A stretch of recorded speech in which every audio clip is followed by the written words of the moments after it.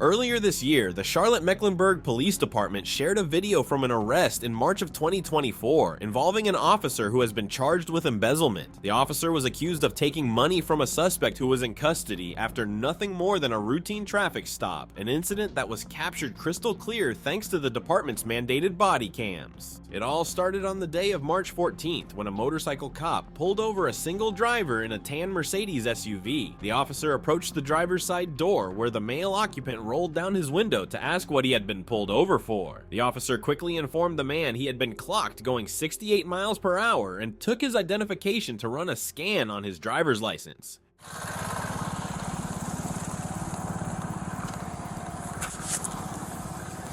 Good. Hey, I clocked in at 68, okay? That's why I'm stopping you. Yeah, do you have your lights on you?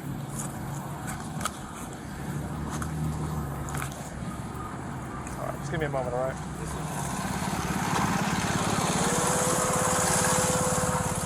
Everything changed minutes later when the footage cuts to the arrival of a second CMPD officer, Henry Chapman.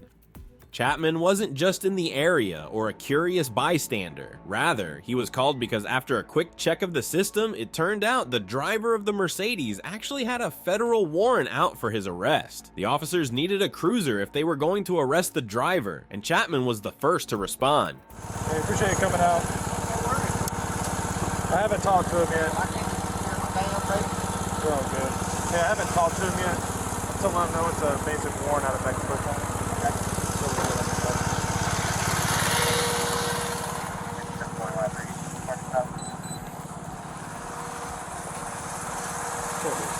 Hey man, go step out here real quick. I'm going to show you something.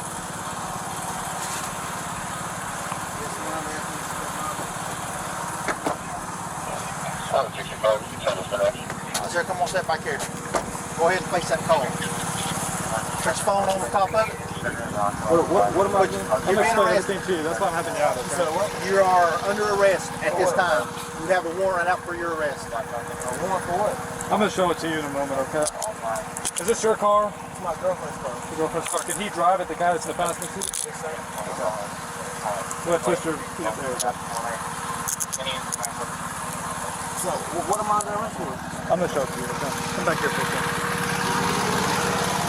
I'm going to give you, I'm going to show you the LiDAR too, where I clocked you at 68. That's not really the biggest concern here, okay?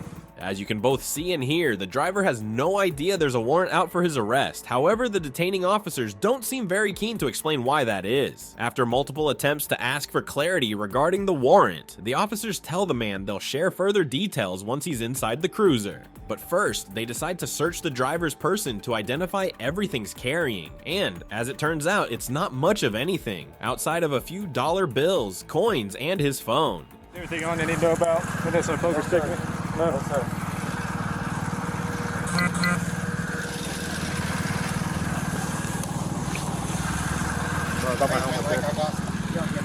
Okay.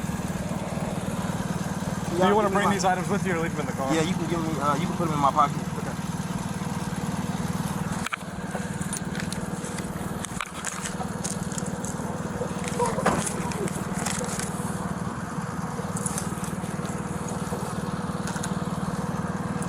Right here in the pocket.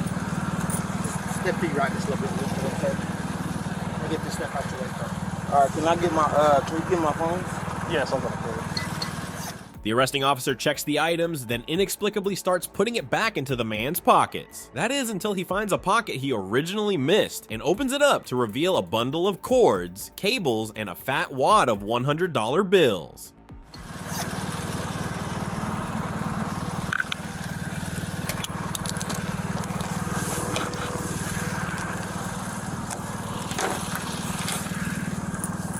I'm gonna leave that cash in there. Any other pockets I need to know about? No, sir. Go ahead and see this thing. So, what is my money on the bill right there, guys? What? Oh, okay. What is that? Oh, that's not mine. I ain't seen that. I've never seen it in my life. What are you doing with my property? I'm gonna roll the window down and tell you what you're in here for. Again, the man being detained asks politely for clarification regarding his arrest warrant, but it isn't until the officer removes the bundle of cash and he's sitting in the back of the cruiser that he is told the warrant was installed by the U.S. Marshals for a weapons violation. The driver still sounds perplexed, but the cop tries to assuage his confusion by stating the warrant's details will be printed out for him at the station. It all seems like a normal, if not a little shocking, traffic stop turned arrest. That is until a friend of the man arrives and Officer Henry Chapman makes his first suspicious move. Check it out. What is that? I get cash. No, that's going with you. That's going to be with you. We're not giving that to anybody else. We got that off you, so it's staying with you. So you know we didn't take none, and none's going to be missing. All right, but I want to. No, we are taking that. That's staying with you. That's the rule. And you gave me So some of it because it come off of you. Every bit of it's going with you. Does that make sense? That's accountability. Because when it comes to stuff like that, you know what I'm saying? So Just hang tight for a second. They're going to double check it just to be sure. okay. Sir, just give it just a minute, all right? As you saw, the brother of the man attempted to take some of his cash so the driver wouldn't have to get detained at the local jailhouse with so much money in tow.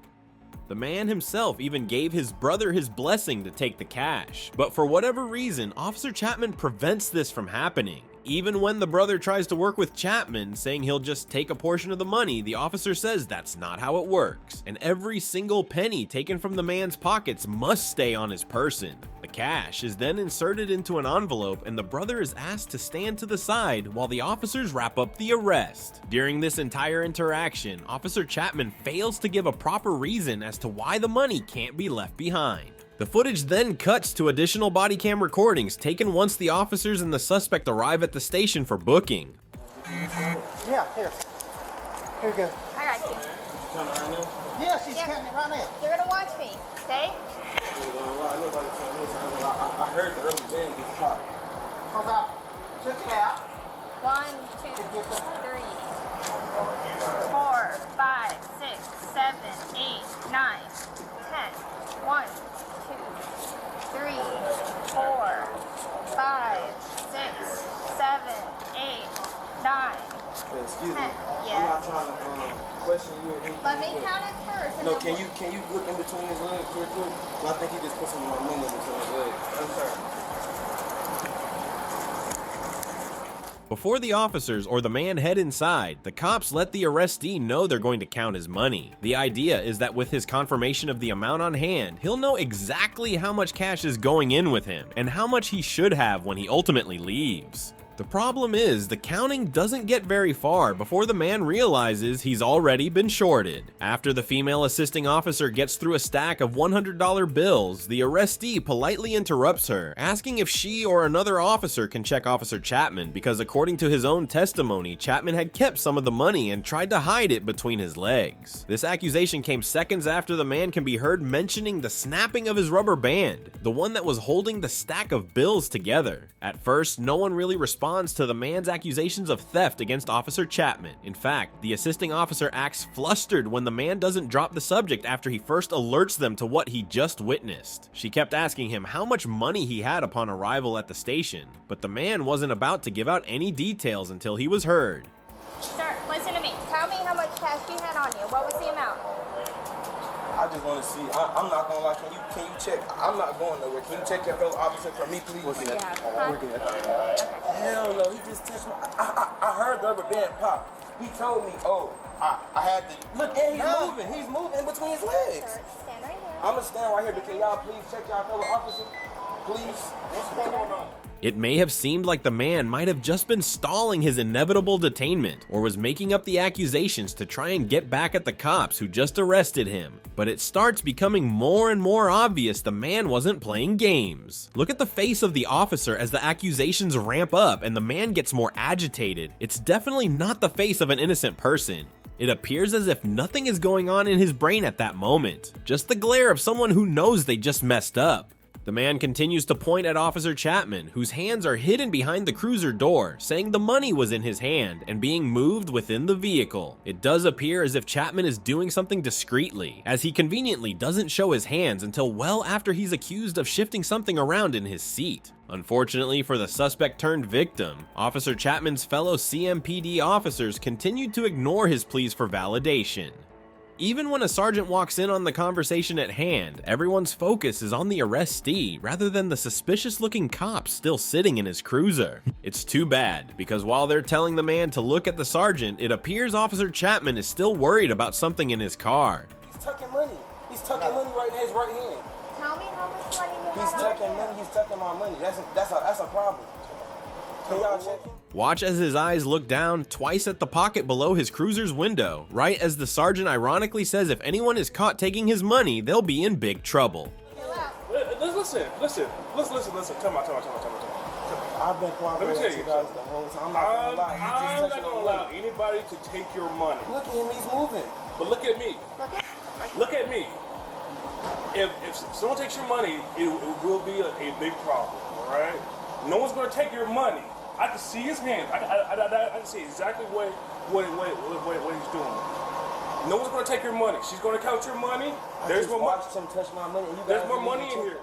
Officer Chapman then exits the vehicle as the other officers attempt to calm the man down, adamant there was nothing in Chapman's hands as he gets out. The victim is too sure of what he witnessed to back down though, claiming the cops are now doing him dirty. They certainly don't seem to care much either, because even as the man sticks to his story, they try to change the subject by asking the man how much money he had. He did a lot of different stuff. Okay, consider it.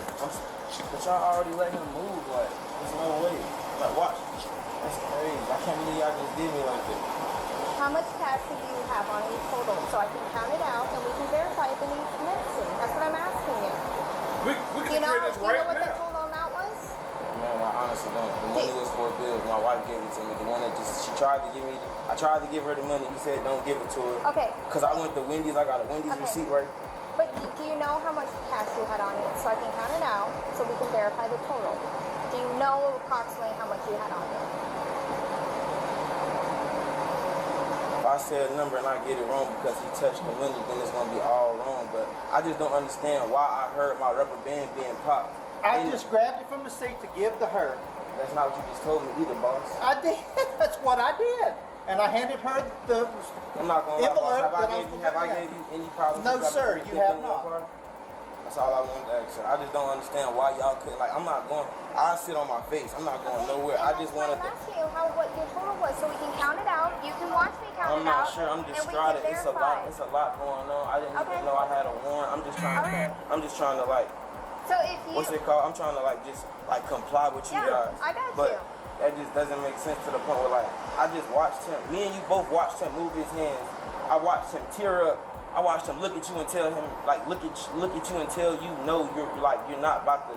I just watched him do way too much when I haven't been nothing but nice and compliant to you guys. You feel what I'm saying? I'm trying to go along with you guys' protocols and everything. All I've done was ask questions so I know how like to make sure I'm safe and my family can find me and stuff. I understand. And it's like I and know. that's why I was asking you what your total was so we can sit here and count it out. But and we they can would've- verify that it's correct. It would have just helped me more seeing that you would have checked him. It's like it's simple. But did you not see me walk over here? I did see that, sir. But at the end of the Trying to day, remediate this? none of you guys body cams is on. Like I know. Mine is on right now. But I know for a fact what I seen and what I heard. And then when I asked him why was he like popping the rubber band on the money, he said I was just making sure something, but there's no need to make sure, you feel what I'm saying? Like that's my property, you feel what I'm saying? And I know for a fact the money was touched, but it's a million compartments. Yes, I did touch it when I grabbed it out of the seat. I understand, so I don't want to argue with you, Mr. Chapman. I just know what No, sir. This goes on for another 5 minutes or so. The officers ask the man for a total dollar amount, and the man refuses to say anything until Officer Chapman, who stands like a statue blocking the driver's side door to his cruiser the entire time, is reprimanded. Even with the sergeant there, the man doesn't break. Eventually, the assisting officer changes her tune and agrees to count the money in full without the man giving them a total first. The man explains that if he gives a number that differs from the amount of cash that's actually there, the difference will be marked as a counting error rather than as a result of theft. He had ordered food from Wendy's earlier that day and wasn't sure how much money was left after the purchase anyway. I just want to see how much is missing out of this one. I want to count in front of you so Yes, you ma'am. can see how much that you have, okay? 2, 3, 4, 5, 6, 7, 8, 9, 10. 1, 2, 3, 4, 5, 6, 7, 8, 9, 10. That's 1, 2, 3,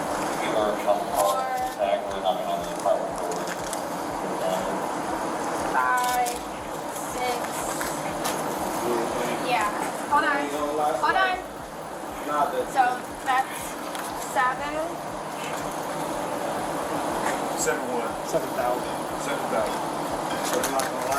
20, 40, 60, 80, 1, 20, 40, 60, 80, 90. 7, 190. It's around like 13, 14,000.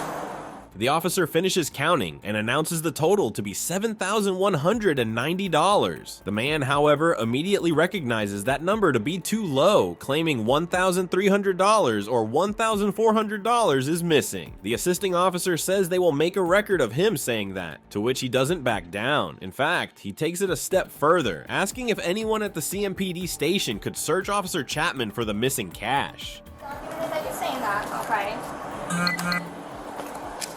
Is that the rubber band now, Mom? Yeah. So you see me putting it all in here. I appreciate you, Asher. What did we say? 190, right? So I wasn't saying that you altered my mood. No, I didn't say you said that, okay? Alright. But I said I wanted to count it out in front of you so you can see how much is in there, because when we turn this over to the sheriff's office, it's then going to go to marshals, that's going to go to the next sheriff's office. So this is us verifying that we're putting all of your money in here. Can you write my name on there also? Can y'all I don't know the protocol with that, but like can y'all check y'all like his person? This is where Chapman takes his suspicion to a whole new level. He offers to show the man and the officers in the room what is in his pockets, but even that backfires on him. The arrestee swiftly turns from Chapman's charades and looks the assisting officer in the face, explaining how he's learned over the years what a guilty conscience looks like. Listen here. Anything is on him, Look, like, sir. it would be in big. No, I don't look. I'm gonna show you right here. Look at me. Look at me. All of you guys probably have kids out there, you know what I'm saying? Look. So look, this is all I want to explain to you guys. Most of the time, when somebody know they didn't, like when somebody knows for a fact they didn't do anything, they're not finna just, you feel what I'm saying, like let you search them. And I don't have kids, you feel what I'm saying? But I know how that goes because my mom did foster care. So I'm like up to par with all of that. And on top of that, if I didn't do anything, like how me and you've been talking the whole time, Yes, just sir. like how me and you was talking the whole time, if I didn't do anything, I have nothing that I'm worried about, you feel what I'm saying? While the man's amateur detective skills wouldn't be admissible in a court of law, his confidence only grows as the rest of the CMPD officers continue to stare at him. It isn't until the sergeant, who had been hanging out in the background on his phone for the last few minutes, re-enters the conversation that real progress is made to solve the mystery of the missing Benjamin Franklins. I don't know if it's in your door, I don't know where it's at, but just like, look, I don't even care to find the money, but how you know for a fact that I'm right. Come here. Do you mind if I move? Come Yeah, but you guys come here. are I'm not tell you. I want you to hold me though, so you know that. Okay. Do you see anything? No, yeah, no cap. I'm not even gonna touch it. It's blue hundreds right here. It's all the blue hundreds are right there behind that receipt. Thank you. All that's my money. He didn't have that. This is your money? Yes, I heard him crumble it up. Thank you. All that's been That ain't recorded, my money. right? That's my money. That's my money right there. Sir, you've been watching me that whole time. I seen you take it. I seen you crumble Sir, it. Just that count is it. not me. If I'm right, it's gonna be around $1,000. If I'm right, and like I told you, I just went to Wendy's. I seen you steal. Thank No, you. sir. If you don't mind, I just want to sit down so y'all don't try to say I'm resistant. I don't want to do nothing. All I know for a fact is I know what I know and I've seen it. I just wanted you guys to trust me. You feel what I'm saying? That's why I was just acting a little irate, but I'm perfectly fine. You feel what I'm saying? In the least surprising development, the missing cash is indeed found tucked away in the driver's side door of Officer Chapman's cruiser. The amount recovered comes to a total of $900, right around the amount the man believed he'd lost. Chapman even makes one last feeble attempt to block the man's view of the stolen money, but at this point nothing was stopping anyone from finding the final clue. Of course, Officer Chapman denies he was stealing the money, claiming it wasn't his. However, the man doesn't let up on this exact accusation, fighting back when Chapman denies breaking the rubber band and listing out every single reason why he's so sure Officer Chapman was caught red-handed. I appreciate it, Mr. Morris. You his sergeant. Yes. Yes, he is my sergeant. Sir, I have 20/20 and I can read. I remember when you called him out, I could tell you everything he said to you. Perfect timing. This was perfect. Perfect that you called me out this time because you didn't know the protocol to how a federal warrant was supposed to be taken care of. Correct or incorrect? That's correct. That's the reason why I called him out to ask. But you just separate. Whoa, so what was the purpose of you separating my money while you gave her money while you just watched her count my money out in full? Because you just wasted you wasted the evidence for it. Because now she has to rewrite a totally different number. So if I would have agreed to the number that I didn't know when she asked me, then I would have been like ridiculed or foreseen as a liar or something. That's why I didn't answer your question, ma'am, because I said that I had just went to Wendy's. I believe that's my receipt. I only ordered a 10-piece nugget and I ordered like a fry and something to drink, so I didn't know the actual amount of the money. All I know is when my girlfriend got off work at 5 o'clock, I was supposed to give her that money for the rest of the bills and she was going to get her car back. I was in a car this week. That's why I wasn't in my own car, ma'am. That was my girlfriend's car, Diamond Alexander.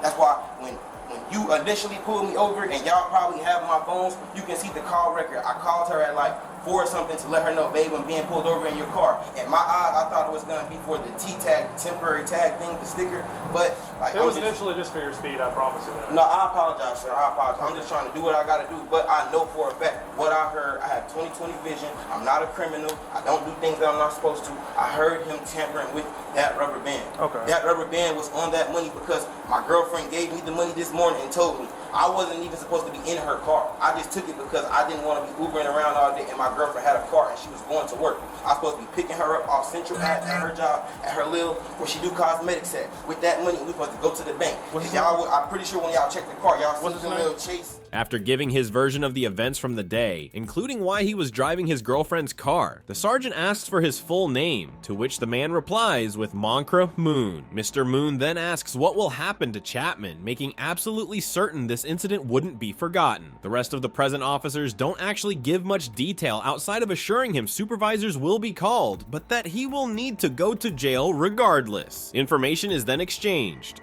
What's your full name? Moncre Tyree Moon, M-O-N-C-R-E, last Mr. name Moon. Do we have all your information? Yes, sir, but I want to know what y'all gonna do about Mr. Chapman. Okay. He was just caught at work, tampering with evidence. Mr. Moon, I'm gonna do my job, all right? So I want it wrote down. I'm not gonna lie. Now, listen, Mr. Morris, I'm not gonna cut you off. Listen, there's nothing I can give you right now to tell you what I want to do. But like, what I can tell you what I want to do is if you're alleging that he did something, honestly, did you recount the extra money? He said it was 1,000. No, like it's 900. Oh, it's 900. It's I have it right it's, here. It's 900. Do you 1, mind 2, 3, 4, 5, 6, 7, 8, 9. That was what I could put in. It was separate. So like if you alleging that Officer Chapman did something. So you guys don't Listen. I'm telling you exactly what I'm gonna do. Do not parse every word I'm telling you. I'm telling you exactly what I'm going to do. All right? Is that I have to get on the phone. I have to call my supervisors to run up the chain. All right? But you're still going to jail. Oh yeah, I understand. Okay. I wasn't trying But like that's why I'm asking you if you gave them all of your information on how to get in contact with you. Did you do that? Name. I'm gonna ask you my first name and last name. Just before being transported to the county jail, Mr. Moon makes one last move, thanking the officers for ultimately listening to his pleas and showing his appreciation. It was a fitting final note too, as Mr. Moon was incredibly respectful, albeit adamant, during the entire confrontation, never cursing or becoming unstable with the CMPD. He even apologized to Officer Chapman himself, even though he was the criminal in this situation. It was obvious Mr. Moon didn't want to cause problems, but he also wasn't about to watch himself become a victim of property theft. I appreciate you guys for like analyzing the situation, because like if it wasn't said like this or seen like this or foreseen like this, nobody would have believed me. You feel what I'm saying? I just wanted you guys to believe me, and I'm sorry if I seemed irate or There's another $1 in your pocket. or I'm sorry if I seemed like I was doing too much. I just wanted you guys to believe me without me having to do anything like to show you guys, you feel what I'm saying, like try to grab him or try to like reach in his car and grab the money while I heard it. You feel what I'm saying? And I know it was a lot going on. Our last glimpse at the crooked cop came well after Mr. Moon was transferred to the county. Officer Chapman, now under an internal organization, is paid a visit by his sergeant and a fellow officer. It's obvious at this point that Chapman is in deep trouble, and he knows it. Seemingly on the verge of tears, he rejects any attempts to console him, coming to terms with the hole he just dug for himself. Alright. Okay. So like this is what's gonna happen, alright? We have people coming in, obviously they have to talk to you, alright? So I'm going to hold on to your weapon right quick, okay? Yep. Go ahead. Just take the whole holster off. It's one of them. QRS. I got it.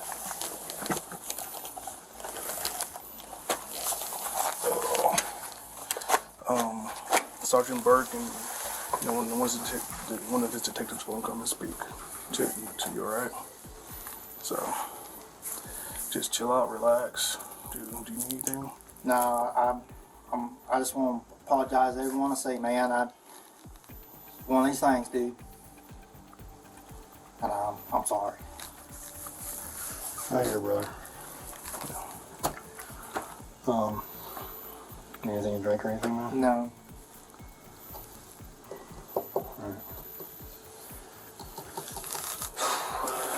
Just want to say I'm sorry. I got you, brother. Well, we're gonna walk out of here and close the door, okay, until they get here, okay, buddy? Alright. Let me know if you need anything, alright? I'm good, Sarge. I appreciate it.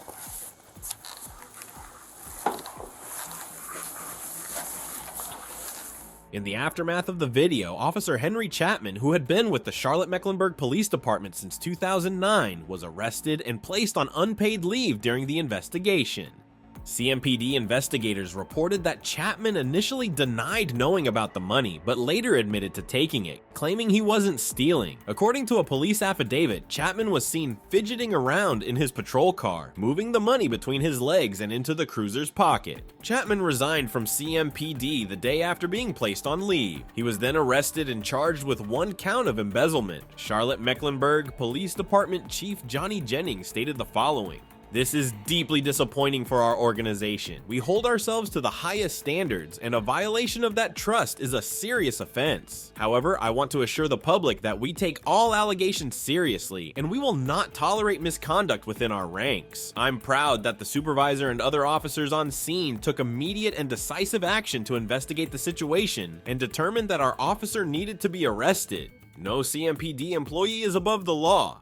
While Chief Jennings' statement wasn't surprising, it definitely warrants further questions. Why did Chapman think he was above the law? Was it his first time stealing property from an arrested suspect? Was he the only one stealing? Or does CMPD have a much larger issue with dirty cops on their hands? Remember, none of Chapman's peers seemed too worried about a constant barrage of accusations against him until they literally couldn't ignore it any longer. And even after the money was in fact discovered to have been stolen by Chapman, none of the other officers seemed surprised or taken aback. They even consoled Chapman afterwards. And while his supervisor ended up doing the right thing by placing him in an internal investigation, it's fair to ask, should the entire department be looked at? You never know what other types of corruption could be bubbling under the surface. Luckily, Mr. Moon stuck to his guns and didn't give up fighting for what was right and just. It's rare to see someone so composed in such a stressful situation.